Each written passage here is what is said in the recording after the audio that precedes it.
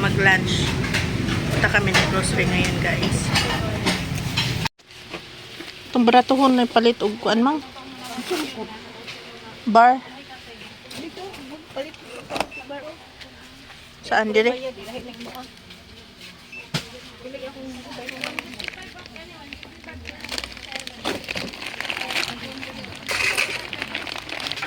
Oh my God.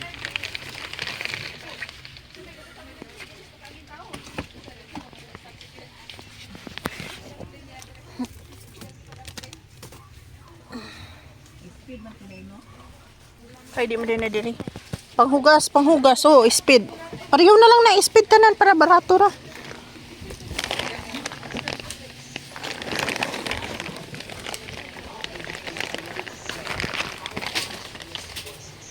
Speed na lang palita tanan para pareho na. Duha pa ba? Duh, kulang na. Ayun ang Ariel. Kulang yung isa.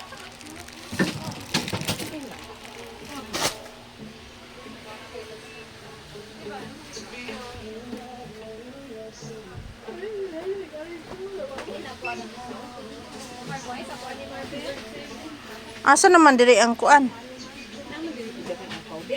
Na diha? Yung ano nga powder lang. Surf. Mabuyan pa ng huot ko diha. Wala na di siya naglada.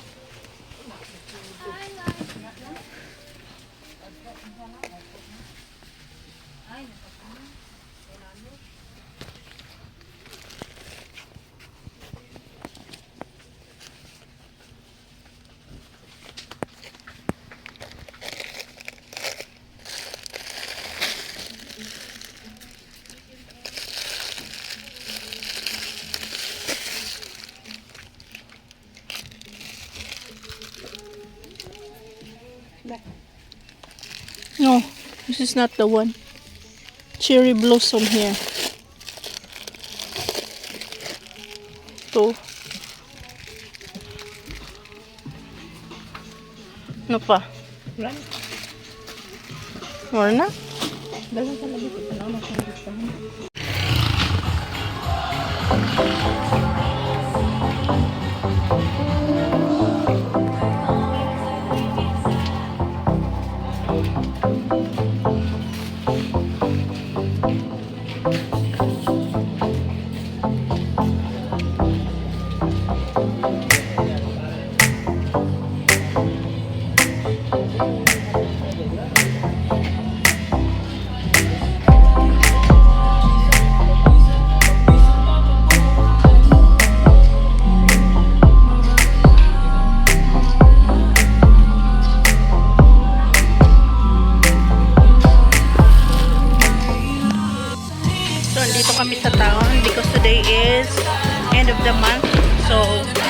usually mga people dito, pupunta sila para, yun, mangumpara ba?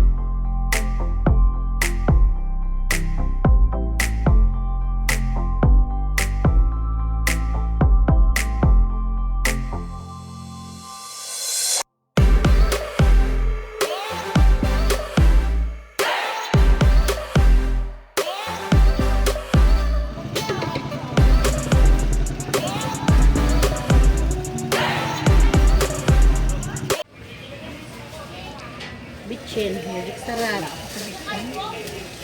Ilang kilo, ani? Yan 50. Dahil naman may mang bitchin. Tunga lang. Kada kay mag-ibig mo. Si dilim bitsin. Kawat-kawat, manggay kag bitsin. Ago. Kaya sa una nga, kanang Ana pa si Kisi nga naglahi ko ni Maya nga. Ma'am, di ba na mapaw si nanay ng kayo? Diabetic man na, mang. Ya, taga-check 300 natin. Nilibaya niya. Ayun sa mag-check kung nakasara ko. Isa rin zero, taga-check. Kapilya, tulor ka mo.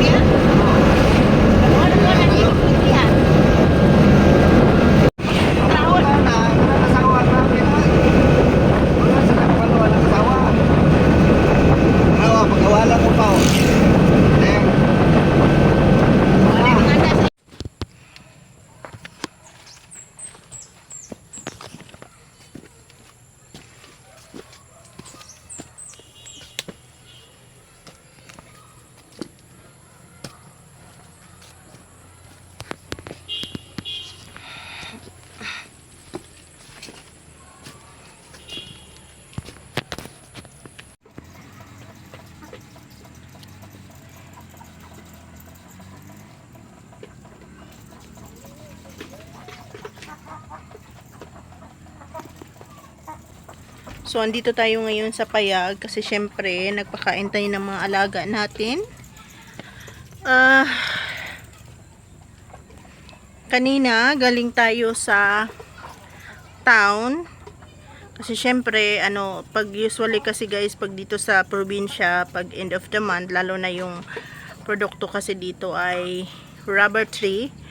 So, every end of the month or 30th of the month, pupunta sila dito para i-collect nila yung rubber trees na i-export nila. So, yun yung kabuhayan ng mga tao, yung rubber trees. Dito po, yun po yung pangunahing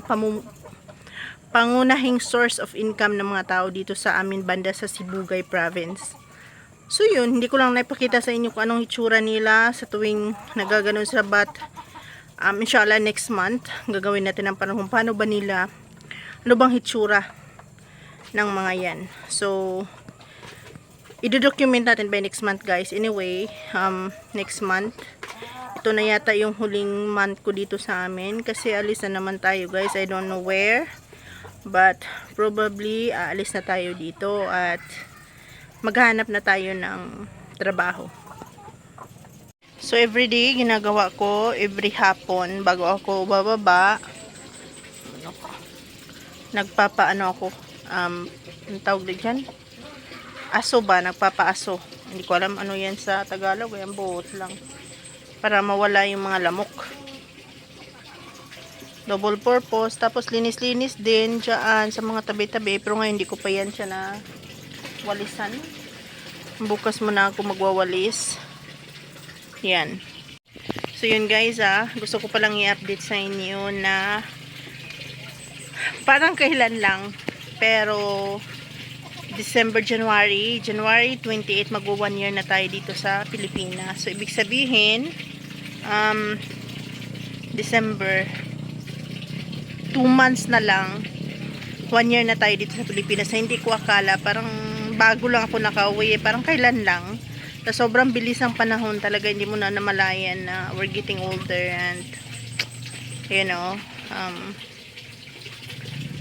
mas naiisip natin yung pagkatanda natin sa mga ganitong sitwasyon sa buhay. Pero parang feeling mo wala ka pa rin narating sa buhay. Pero ayoko nang isipin yung mga ganun guys. Importante buhay ako at makahanap pa tayo ng source of income pagdating sa panahon. So yun lang, pupunta tayo mamaya sa garden natin pagbaba natin guys. Ayusin ko muna to, maglilinis muna ako, tapos bababa tayo. So bago tayo bababa dun sa tasa to. Ayan meron na pala talagang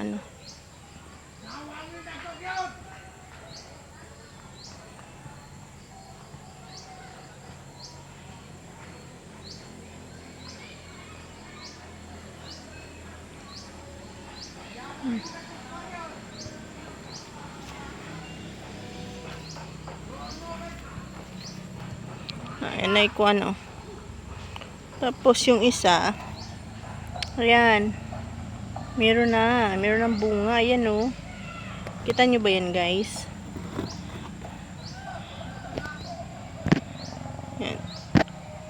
Ayan may bunga na.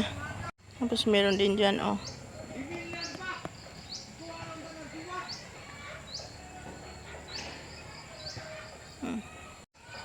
so diba gikan diri sa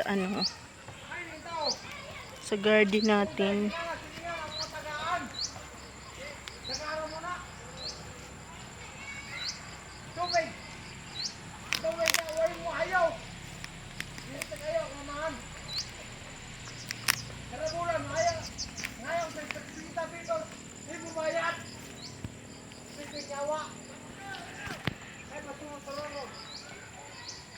So yun guys, 'di ba kung kuan lang tayo pag nasa probinsya tayo, sabi ko sa inyo, kita nyo naman basta kugihan lang ka, you can really